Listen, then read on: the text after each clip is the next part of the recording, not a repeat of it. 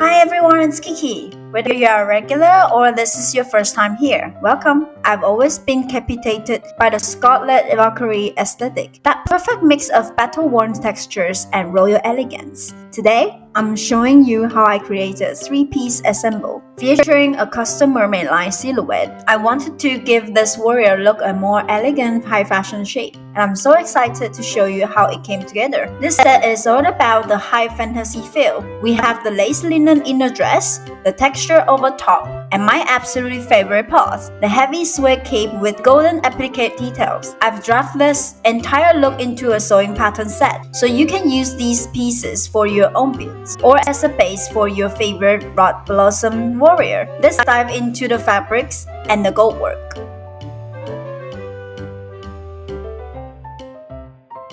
To get started, you can purchase this cosplay sewing pattern directly from my shop. Once your payment is complete, the files will be sent to you automatically for immediate download. When you are ready to print, make sure your printer is set to 100% scale or actual size. The pattern is formatted for A4 paper, but an A0 version is also included if you prefer working with larger sheets. Before taping your pages together, take a moment to check the first few introductory sheets. Page 1, Notice and Usage Instructions, includes copyright policy, printing, and collage guidelines, plus a discount code at the bottom. Page 2, Test Page. Use this to confirm your print scale. It also shows the difficulty level and a diagram of all pattern pieces. Page 3, Standard Size Chart. Check this before printing your chosen size. Page 4, Fabric Recommendations, with yardage requirements for each size. Page 5, Pattern Reading Guide, to help you interpret the layout. Page 6, Technical Flat Drawings, showing the design details of the costume. Page 7,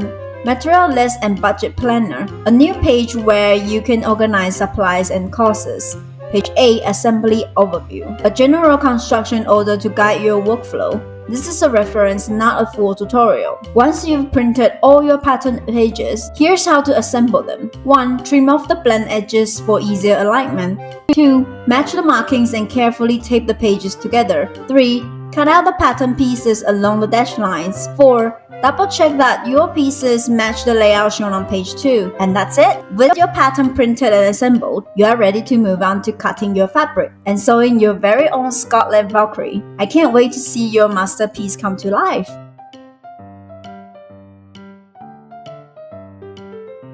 Before we start sewing, let's talk about the textures that bring the Scarlet Valkyrie look to life. For the inner dress, I chose a crisp white cream linen. It's breathable and provides that perfect base layer. To get that iconic lace look, you will need metal eyelets, and I've also added some delicate trim decoration for the front straps to elevate the detail. For the front closures, I recommend using hook bars to ensure everything stays secure and sits flat against the body. Now, a quick styling note. Because this design features a very high-cut silhouette, your undergarments will be visible. To keep the look seamless, I highly suggest wearing a printed skin tone bodysuit underneath, or even using body paint. This isn't part of the construction tutorial, but it's the secret to pulling off this specific warrior aesthetic. Moving on to the overtop, I use a linen blend polyester with the printed effect to give it that weather travel texture. This piece requires a linen full structure, and I use braided trimmings along the edges for extra definition. To keep the overlaps clean, I opt for concealed fastener instead of visible buttons. Finally, the star of the show, the cape. I used a heavy stretchy red suede for a dramatic drape and finished the collar with a sheep-like fox fur trim. It adds that perfect cozy contrast to the metallic gold work we'll be doing later.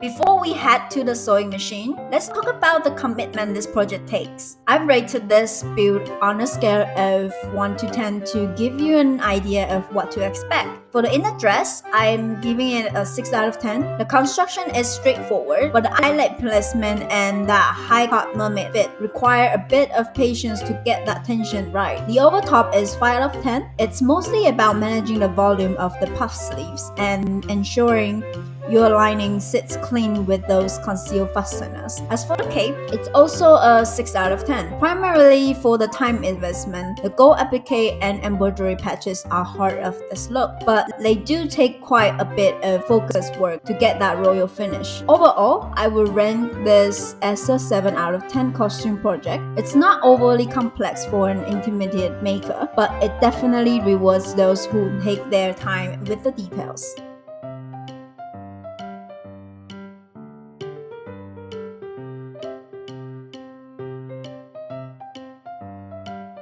First, we will lay out our printed patterns. Precision is key here, so take your time aligning each piece with the grain line and transferring all notches. When working with linen, I highly suggest using sharp fabric weight and a rotary cutter to prevent the fabric from shifting. Since linen has a looser weave, try not to handle the cut edges too much before sewing to avoid fraying.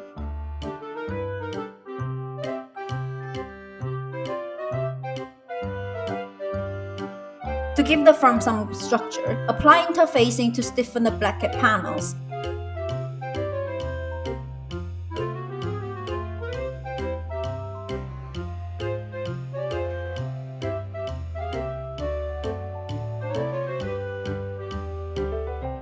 With right sides facing, sew the pieces together, clip your corners,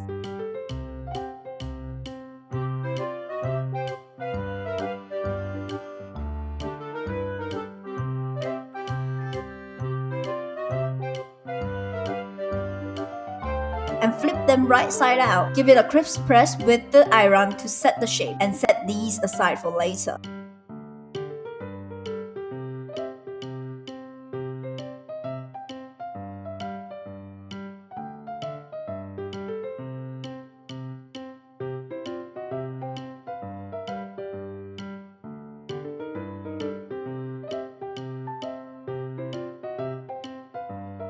Next, we will close all the dots on the front and back bodice panels.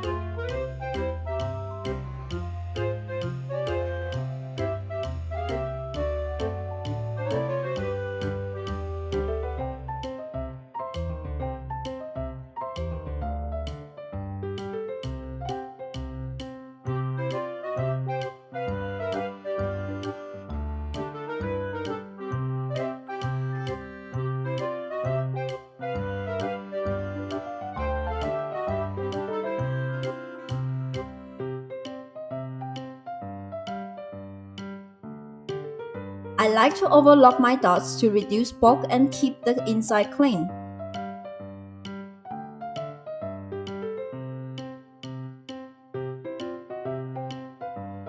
Once the side seams are joined,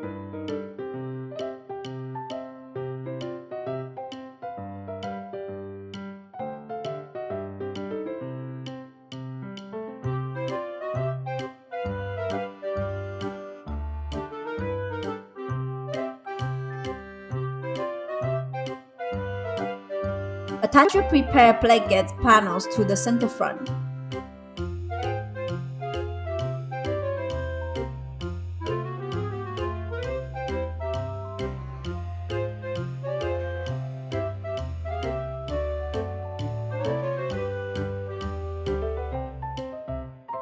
This is where you will insert your eyelets or loops for the lacing.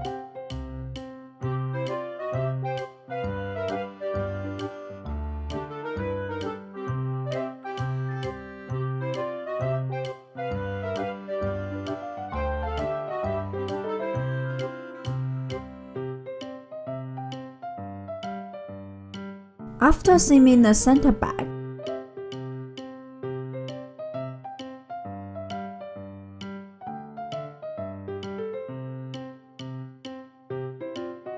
you have the option to add decorative elements. I chose to include extra lacing panels to give the costume a more authentic retro aesthetic.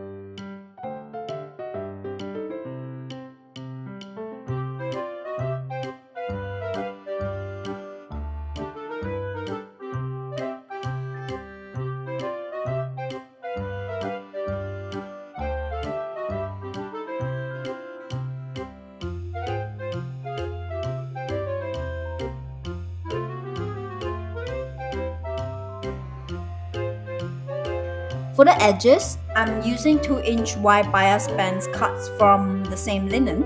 You can use your preferred binding method here. Clean up the neckline and armholes for a professional finish.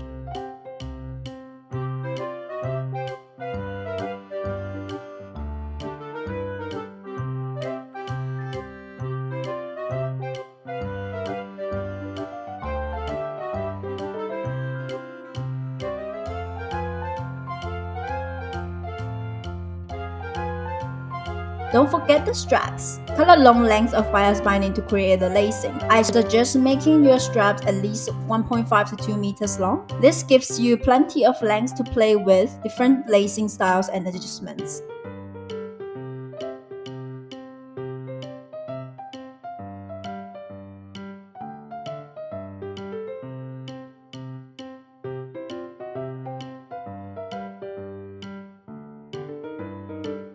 Now for the foundation of the skirt, cut your lining panels and close the dots.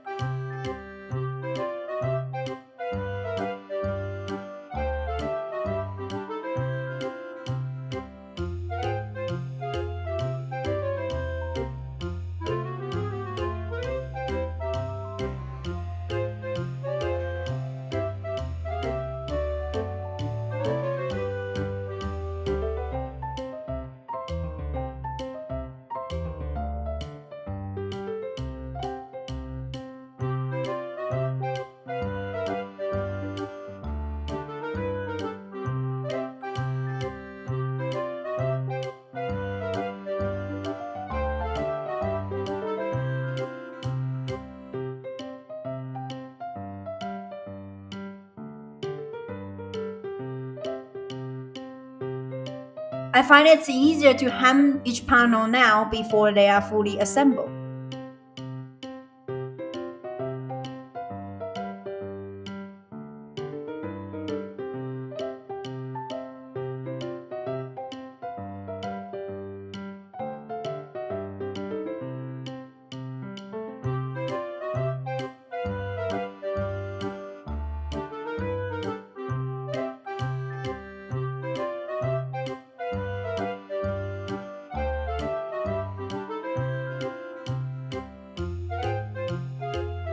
Finally, prep your fusible layer and heat transfer it onto the lining pieces.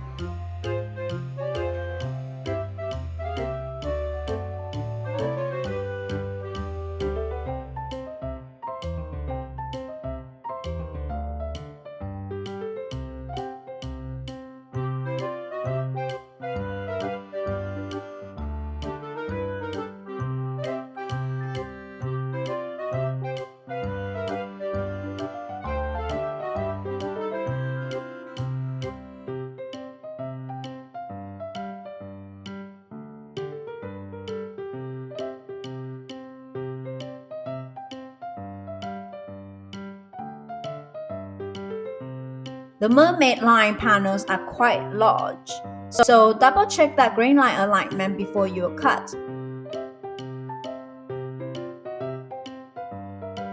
I've designed this pattern with multiple dots to create that dramatic flare mermaid hem. Mark your dots, pin carefully,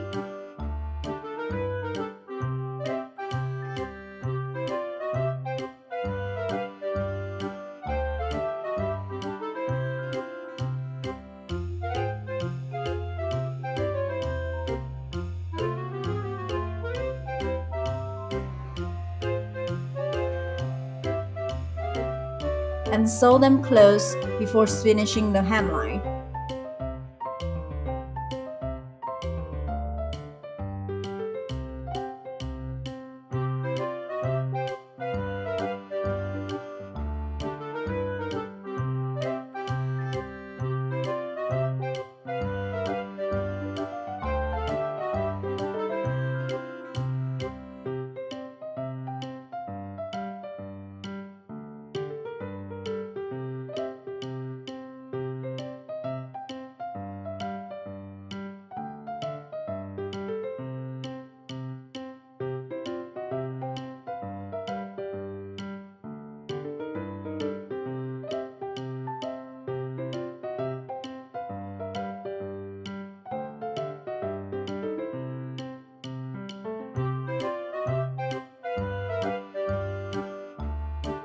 This is where the texture happens. Pin your outer fabric to the fused side of the lining. As you go, create as many organic creases and wrinkles as possible.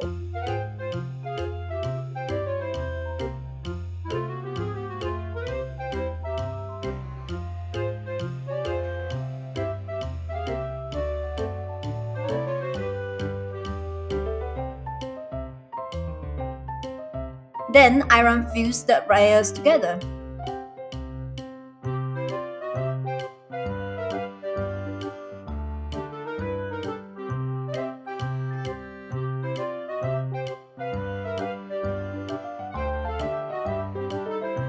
To join the panels, I use French seams. Since this dress is high cut, the inside will be visible, and French seams offer a much cleaner look than an overlock stitch.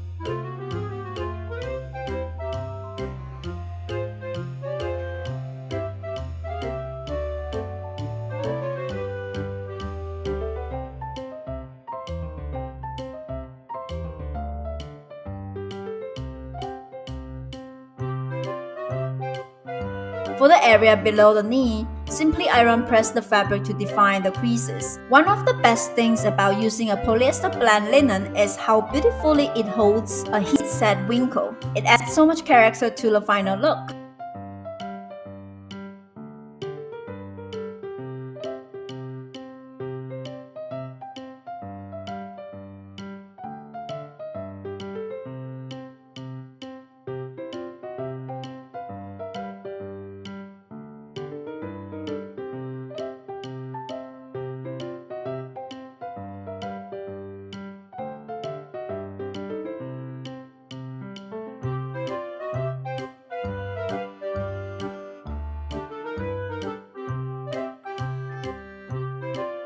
To finish the dress, simply align the bodice hem with the skirt waistline and sew them together.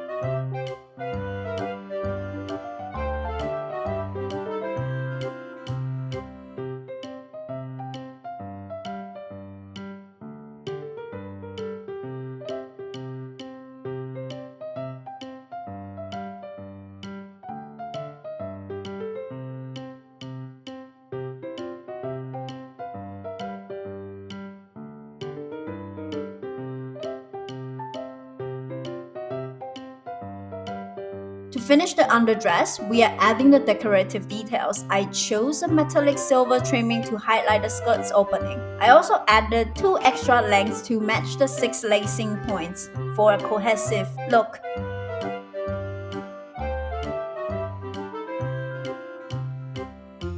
To keep it from looking too new, I use a bit of fabric paint to tone down the silver. This gives the metallic trim a weathered, almost rattan finish that fits the character's aesthetic perfectly. And with those final touches, our base dress is complete.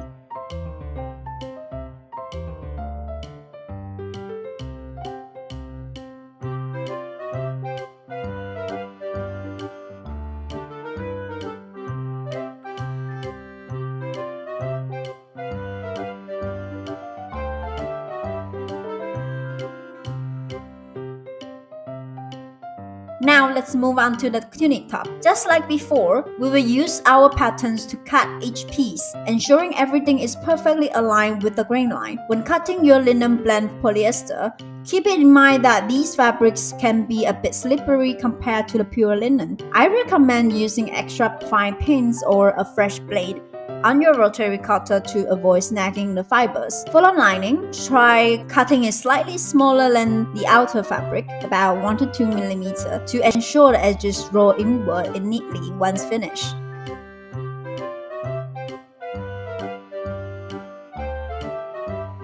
We will start with the skirt lining. Close all the dots.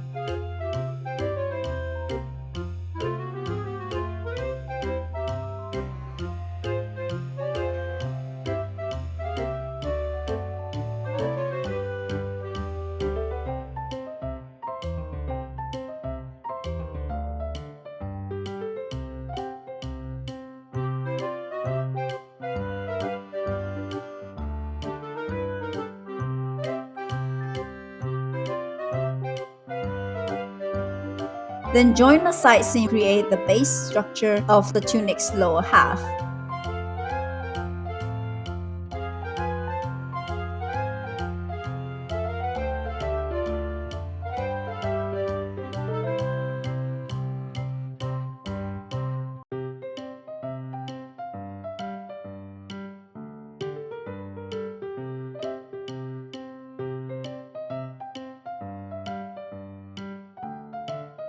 To add that unique detail to the hem, I'm creating my own loops using braided trimmings. I cut these into 4 cm lengths and shape them into curves. If you can't find pre-made loop trim, this is a great way to customize your own.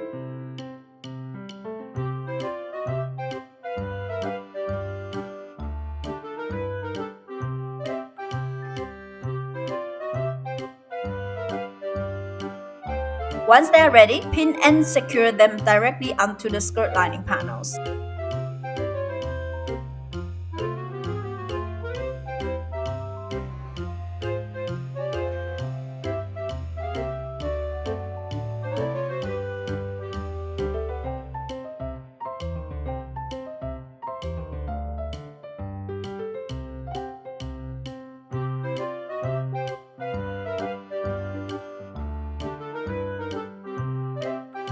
With right sides facing together, pin the outer skirt hem to the lining hem and sew around the edge.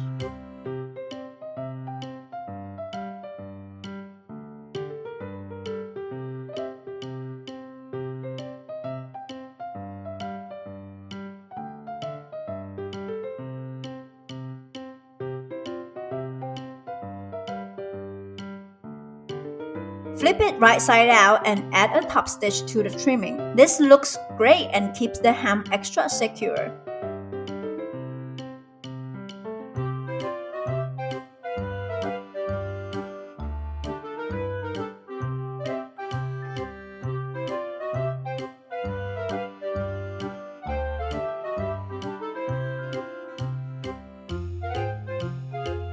Next, gather the waistline of the outer skirt to match the lining.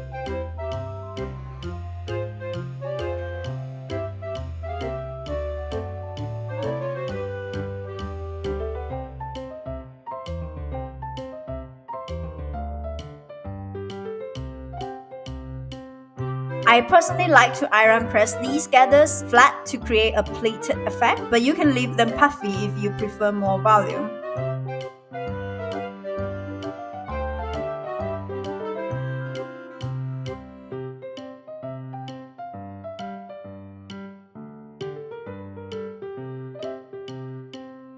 For the cuffs, sew your scarlet panels together along the decorative line.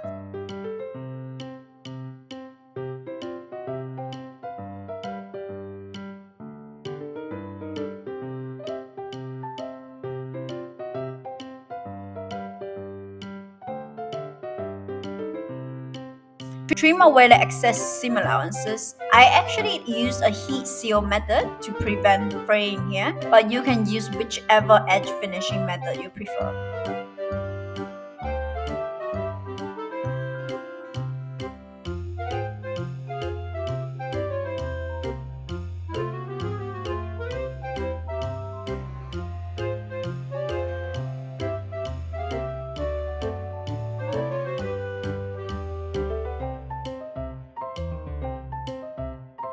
Gather your cuff panels and secure them to the sleeve lining.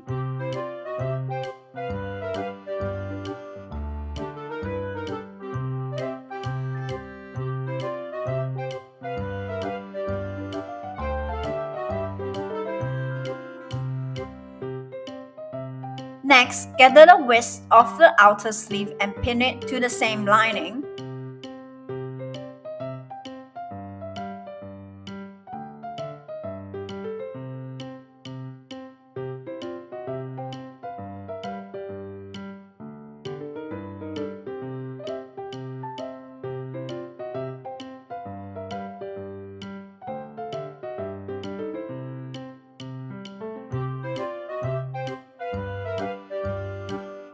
Flip the whole piece right side out and sew the inseams closed.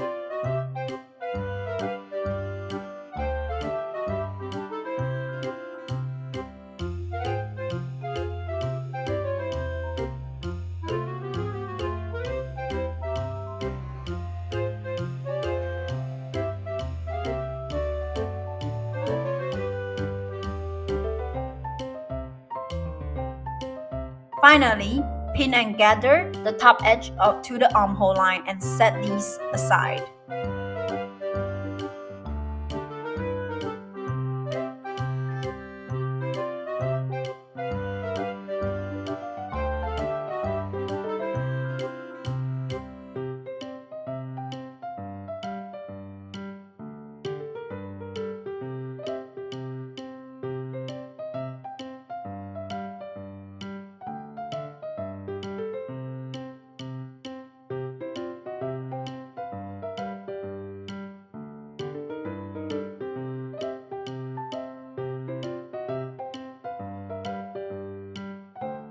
To match the aesthetic of the dress, I'm iron pressing the sleeves to create those signature squeezes. Because the gathers are quite thick here, I hand stitched the silver trimmings onto the cuff line for better control.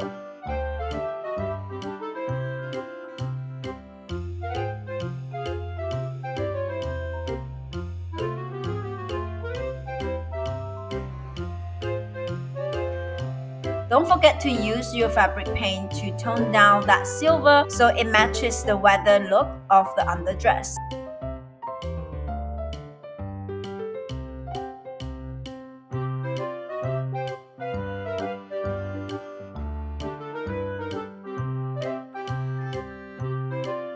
Start with your lining, close the dots.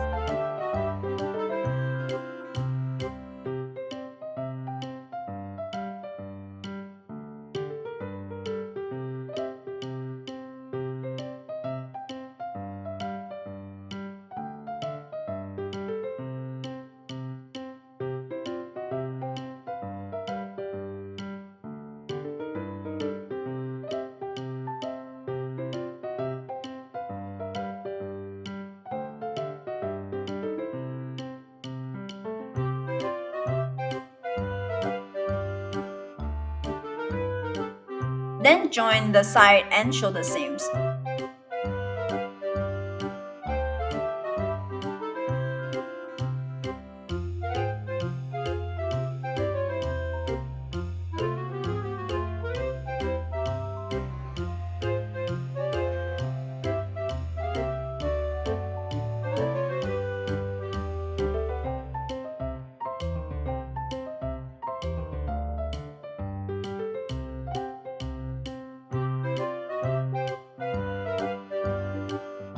Repeat this for the outer panels.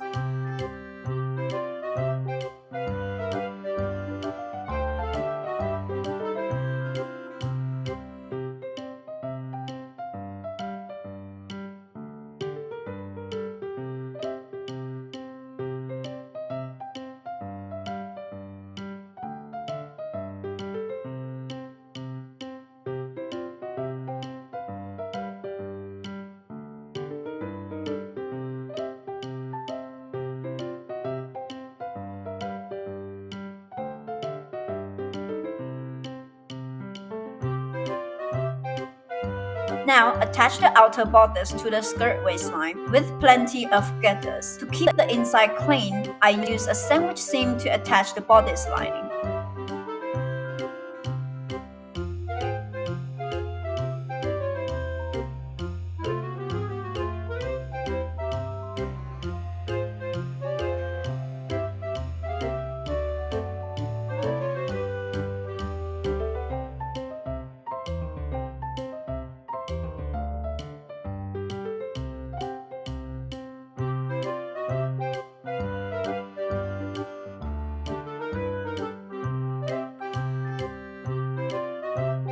Finally, join the neckline and armholes, making sure to set your sleeves into armhole line before finishing the edges.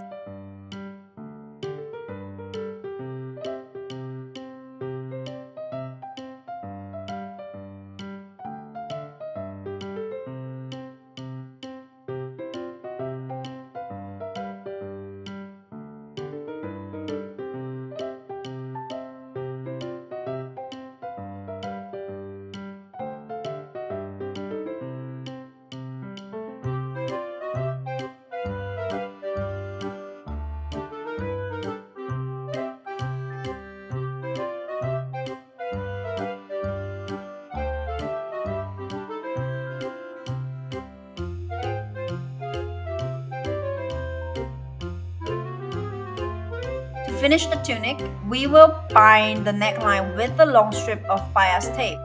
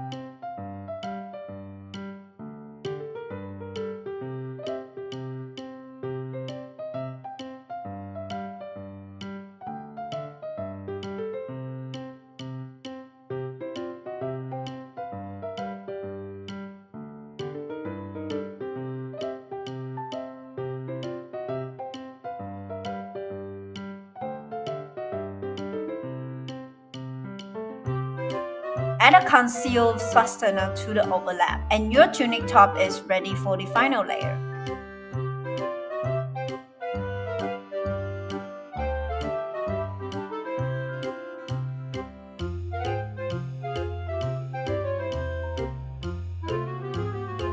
Now, for the star of the show, the golden cape. I use an embroidery machine to create all the intricate motif pieces. I've included the vector files for these motifs in the pattern set, so you can print them for applique or convert them into embroidery files yourself. Once the machine finished the work, I carefully cut out each piece and use a heat tool to seal the edges, ensuring they won't fray during wear.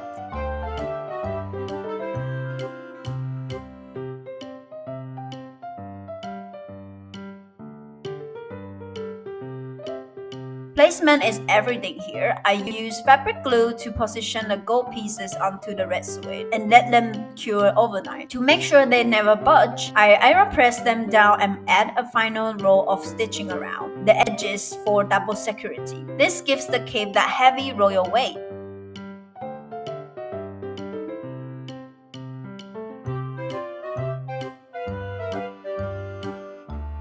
To truly capture the Scarlet Valkyrie story, the cape needs to look battle-scared. I use a heat gun to carefully create burn marks along the edge of the metallic motif and the suede. You have to be extremely careful here, working in small sections and don't overburn, or you might damage the structural integrity of the fabric.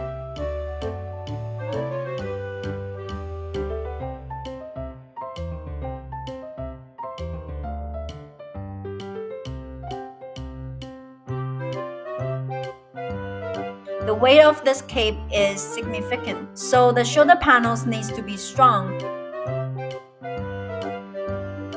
I applied a heavy hip interfacing to stiffen these pieces so they can support the drape without collapsing. The pattern is drafted for a shoulder width of 38 to 42 centimeters, so if you need a broader fit, be sure to extend the panels before cutting.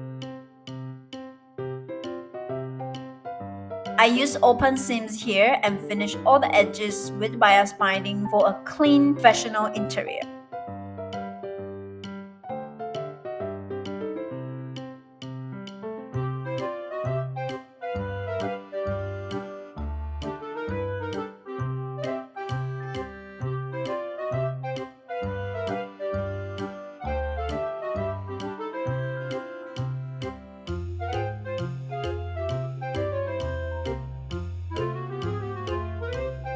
I designed this hood to be extra large so it creates a dramatic deep drape at the back. Start by connecting the side hood panels to the middle rectangle piece. Take your time pinning these curves. Sewing a smooth arch line is key to getting that perfect hero silhouette.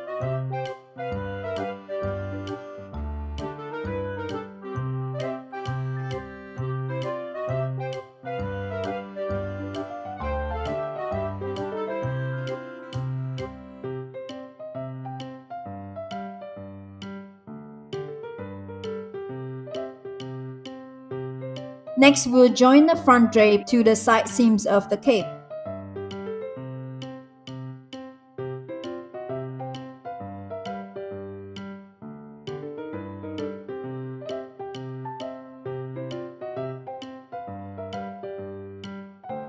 I gather the back of the cape to the back shoulder panel and the front drape to the front panel.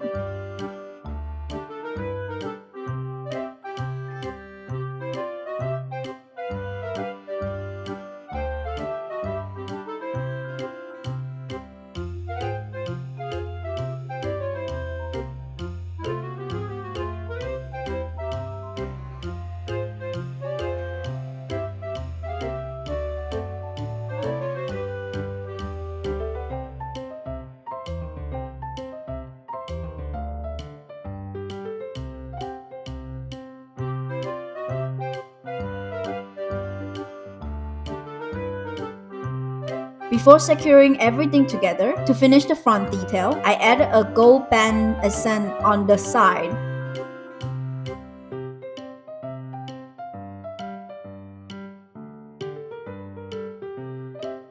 Make sure your hood is tucked into the neckline seam before you close it all up.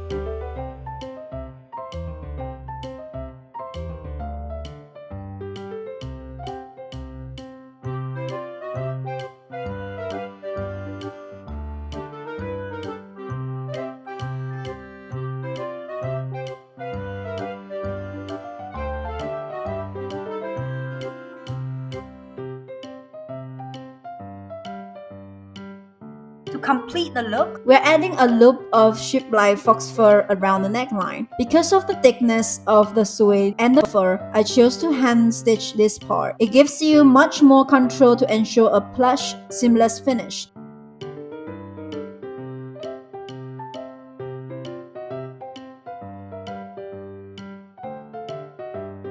And with that, the cape and the entire ensemble is complete.